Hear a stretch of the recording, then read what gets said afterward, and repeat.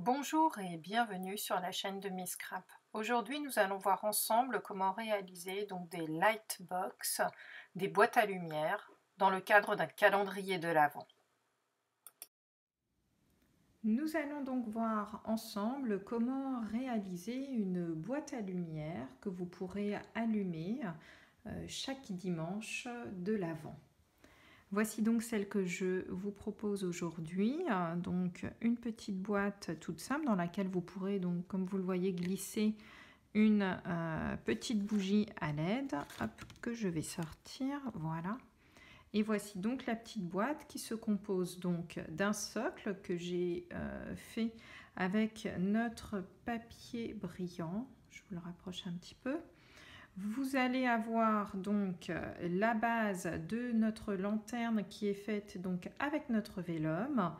Et ici, pour réaliser donc le haut, j'ai utilisé notre papier métallisé de couleur champagne. Ensuite, il vous reste à embellir, donc soit avec nos petits ornements, avec un ruban, voilà. Pour réaliser donc cette petite lanterne, vous allez avoir besoin tout d'abord pour le socle d'un papier qui fait donc 15,4 sur 15,4. Nous allons ensuite le travailler avec l'Insta Envelope. Vous allez avoir besoin donc d'une bande de papier métallisé de couleur champagne ou d'une autre couleur de votre choix. Cette bande fait 7 cm de large sur 24 de long. Enfin, vous allez avoir besoin donc d'une bande de vélum qui, elle, fait 13 de haut sur 25 de long. Sur les 25, vous allez marquer les plis, donc tous les 6 cm à 6, 12, 18, 24. Vous aurez donc ici une petite languette qui nous servira donc à fermer notre lanterne. Sur ici les 13 cm, vous allez donc réaliser un pli donc à 1 cm du bord. Ceci nous permettra tout simplement de fixer notre lanterne sur son socle. Maintenant que vous avez toutes les informations, nous allons pouvoir réaliser les différentes étapes. Nous allons commencer avec le socle. Notre papier fait donc 15,4 par 15,4. Vous allez former votre pli grâce à l'Insta Envelope en vous plaçant à 6,7 cm. Et vous réalisez donc tous vos marquages comme ceci.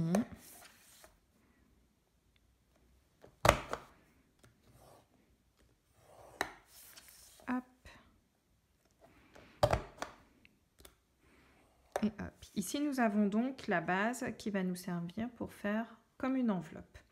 Vous allez refaire un second pli en plaçant cette fois-ci votre papier à 8,8 cm.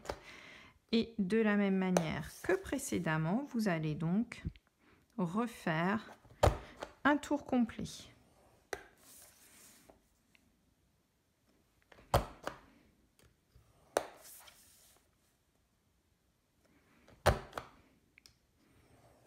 Voilà. Voici donc le quadrillage que vous devez obtenir à la fin.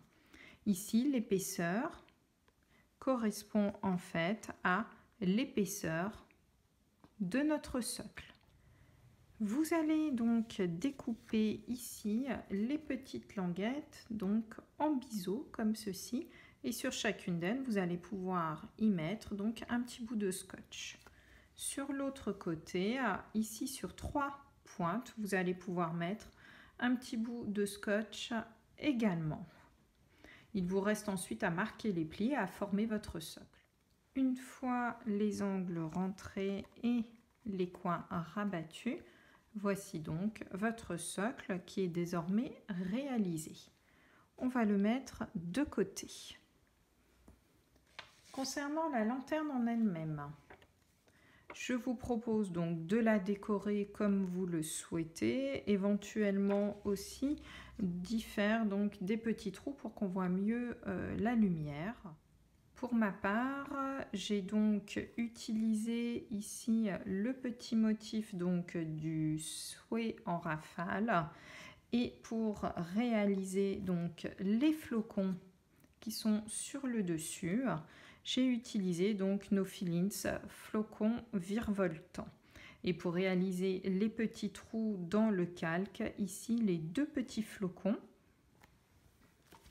qui vont donc me donner ici les petits trous. Concernant la bande champagne, pour placer correctement vos flocons virevoltants, je vous propose donc d'utiliser la plaque magnétique et de venir déposer ici donc vos flocons de cette manière, à savoir la pointe ici arrive en haut. Voilà, vous faites un premier passage et ensuite il vous suffira de déplacer votre Finlitz le long de votre bande. Lorsque vous déplacez vos Finlitz, faites-les ici se chevaucher avec le trou précédent pour que cela ne vous fasse qu'une seule bande lors du passage à la Big Shot. Voici ce que vous devez obtenir. Une fois votre bande réalisée, vous marquerez donc les plis à 6, 12, 18.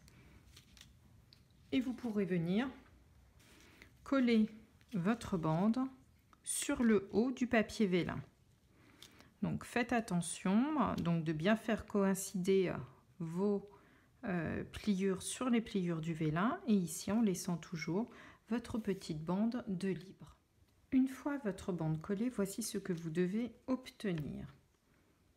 Concernant ici donc la petite bande qui va nous servir pour le fond, n'oubliez pas ici de biseauter votre coin et de faire la même chose pour chaque ici rainure centrale et y compris la dernière. Nous sommes prêts à faire le montage de la lanterne. Donc pensez à mettre du scotch double face partout, à bien marquer vos plis également. Nous commençons tout d'abord ici par le grand côté.